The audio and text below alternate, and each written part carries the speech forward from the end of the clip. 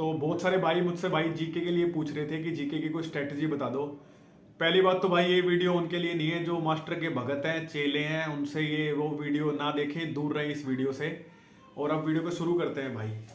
देखो, जीके का कोई एक सोर्स नहीं हो सकता। अगर आप सोचे तो मैं आपको कोई एक सोर्स ऐसा बता दूं कि उससे सारी जीके कवर हो जाएगी। मेनली एसएससी की मैं बात कर रहा हूं तो ऐसा कोई सोर्स नहीं है भाई मेरे पास।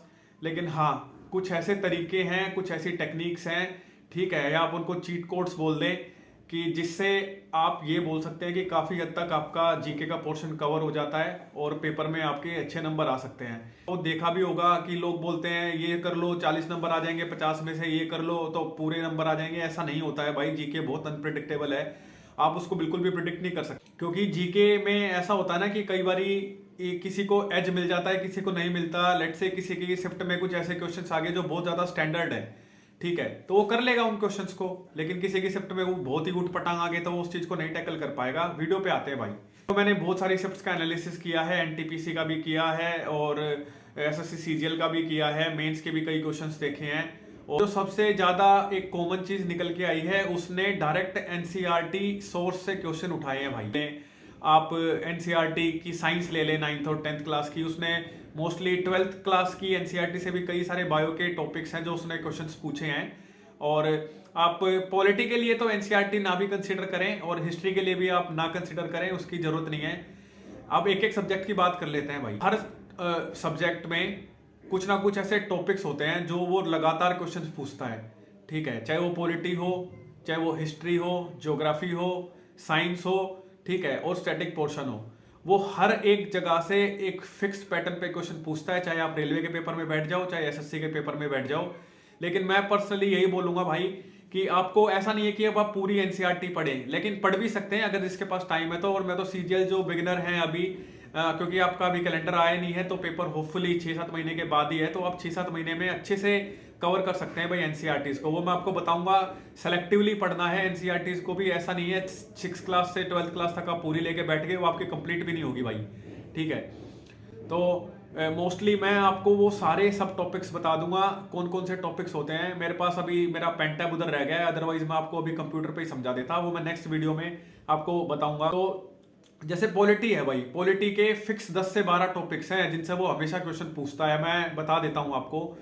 जैसे प्रियम्बल से वो क्वेश्चन पूछता है, सोर्सेज ऑफ कॉन्स्टिट्यूशन से पूछता है, फंडामेंटल राइट बहुत इंपॉर्टेंट है, लेट्स से पार्ट 5 ही पूरा इंपॉर्टेंट है कॉन्स्टिट्यूशन का, ठीक है। प्रेसिडेंट से क्वेश्चन आते हैं, गवर्नर से क्वेश्चन आते हैं, सुप्रीम कोर्ट से क्वेश्चन आते हैं। अब तो सेंटर और स्टेट रिलेशन पे उसने अब की बारी बहुत ज्यादा फोकस किया है सीजीएल में, मैंने देखे कई क्वेश्चंस, तो वो आपको बिल्कुल नहीं मिस करने हैं। सेम ऐसे ही हिस्ट्री में भी आपको ऐसा नहीं है अब आप पूरी हिस्ट्री उठा के पढ़ने लग जाए। एंसेंट के कुछ टॉपिक्स हैं, मेडाइवल में वो मेनली 2 चीजों पे ही फोकस करता है, एक तो आपका दिल्ली सल्तनत, दूसरा आपका मुगल सल्तनत, ठीक है। इससे बाहर आपको क्वेश्चन नहीं देखने को मिलेंगे, मेडिवल में मैं खासकर बात कर रहा हूं। देखो, अनसर्टेनिटीज तो बहुत ज्यादा है, कुछ इधर उधर का क्वेश्चन आ गया उसके बारे में तो हम नहीं बात कर सकते हैं, लेकिन ये कुछ ऐसी चीजें हैं जो आपको बहुत ज्यादा हेल्प करेंगी। और सेम मॉडर्न में है, मॉडर्न में तो इंडियन फ्रीडम स्ट्रगल का बहुत ज्यादा पार्ट आता है, गांधी युग से बहुत ज्यादा पार्ट आता है, तो ये आपको बिल्कुल मिस नहीं करना है। ज्योग्राफी के लिए मैं स्पेशल बोलूंगा भाई, क्लास 11th की एनसीईआरटी जो फिजिकल ज्योग्राफी की आती है, उसमें 2 आती हैं, एक फिजिकल ज्योग्राफी आती है और एक एनवायरमेंट की आती है। वो तो आपको बिल्कुल ही पढ़नी है, उसको तो आप स्किप नहीं कर सकते हैं। और मैंने ये भी देखा है, क्लास 6th की ज्योग्राफी, क्लास 7th की ज्योग्राफी से सीधी उन्होंने लाइन उठाई है भाई, सीधी लाइन उठा के क्वेश्चन फ्रेम किए हुए हैं। वो मैं आपको बताऊंगा आपको सिलेक्टिवली कैसे पढ़ना है, उसके लिए मैं काम कर रहा हूँ। लैपटॉप पे आपको समझाऊंगा तो ज्यादा अच्छे से समझ में आएगा। उसकी मैं बकायदा सारे टॉपिक्स, जितने भी टॉपिक्स हो सकते हैं, जितने भी सब टॉपिक हो सकते हैं हर सब्जेक्ट के, वो मैंने बिल्कुल मैं उस पर काम कर रहा हूँ। उस पर मैं एक एक ऐसा एनालिसिस करके दिखाऊंगा आपको। वो कर लिया ना आपने तो आप ये समझ लो आपका बहुत अच्छा स्कोर आएगा। एक आपको वो करना है जो मैं बताऊंगा, दूसरा आपको पीवाईक्यू करना है। देखो, कई बार क्या होता है ना, थीम इंपॉर्टेंट होती है। जैसे यूपीएससी में हम थीम देखते हैं या स्टेट सिविल सर्विसेज में हम थीम नोटिस करते हैं। जैसे मुगल सल्तनत पे उसने क्वेश्चंस पूछे तो हम उसको थीम कंसिडर करके उसके बिहाफ पे जितने भी क्वेश्चंस बन सकते हैं उसको हम टैकल करेंगे सारे। मैंने पूरा प्लान कर लिया है, सारी चीजें मैंने बना ली हैं। बहुत जल्दी मैं इस पे वीडियो ड्रॉप करने वाला हूं, लेकिन फिर भी आप मेरी बात ध्यान रखिए कि आप शॉर्ट नहीं हो सकते हैं, क्योंकि जीके में बहुत ज्यादा अनप्रिडिक्टेबिलिटी है भाई, कि आप ऐसा नहीं कह सकते कि मैंने एक सोर्स कर लिया उससे मेरा कंप्लीट हो जाएगा, दूसरा सोर्स कर लिया उससे कंप्लीट हो जाएगा, ठीक है। आपको होलिस्टिक ही प्रिपेयर करना पड़ेगा, क्योंकि आप देख ही रहे हैं कि जीके के बिना अब सिलेक्शन भाई अधूरा ही है। ठीक है, जीके के बिना सिलेक्शन अधूरा रह जाएगा। आपको बहुत अच्छे से होलिस्टिकली प्रिपेयर करना है, वो मैं आपको बताऊंगा कैसे करना है। सारी जितने भी टॉपिक्स हैं उनकी मैं लिस्ट तैयार कर रहा हूं, वो आपको बहुत जल्दी प्रोवाइड करा दूंगा। पहले आप वो सारे टॉपिक्स कंप्लीट करें जीके में। ठीक है, जैसे स्टैटिक का अगर मैं बात करूं तो जो मेनली क्लासिकल डांस हो गया, घराने से उसने बहुत भर भर के क्वेश्चन पूछे हैं। फोक डांस हो गया, फोक म्यूजिक हो गया, मार्शल आर्ट हो गया, यहां से उन्होंने भर भर के क्वेश्चन पूछे हैं। वो मैंने पूरा लिस्ट तैयार कर लिया है, आपको बहुत जल्दी मिल जाएगी। मैं यही कह रहा हूं कि पहले आप उनको आप करें, जो मैं आपको टॉपिक्स बताऊंगा सारे वो हर सब्जेक्ट के मैं बताऊंगा। पॉलिटी के अलग बताऊंगा, ठीक है, हिस्ट्री के अलग बताऊंगा, ज्योग्राफी के तो मैंने आपको बताई थी। क्लास 11th की एनसीईआरटी, वो 2 एनसीईआरटीज आती हैं, एक फिजिकल ज्योग्राफी ऑफ इंडिया और एक एनवायरमेंट की, वो आप स्किप नहीं कर सकते हैं भाई किसी भी कीमत पे। अब की बार आपने देख लिया होगा लैंडफॉर्म से कैसे भर भर के क्वेश्चन आए हैं और बच्चों से नहीं हुए हैं वो, फिर बाद में लोग बोलते हैं हमने करा दिया था, किसी ने नहीं कराया था भाई वो।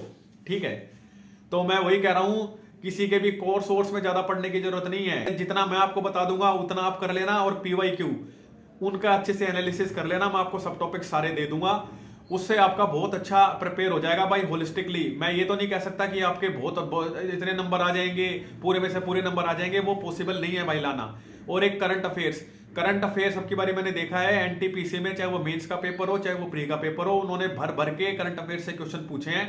उस पर भी मैं काम कर रहा हूं, उसके लिए एक जल्दी वीडियो मैं कल या परसों दे दूंगा आपको कि करंट अफेयर्स को कैसे टैकल करना है। और जितना करंट अफेयर बताऊंगा ना उतना ही कर लेना, आ गया तो उसी में से आएगा, नहीं तो भाई नहीं आएगा।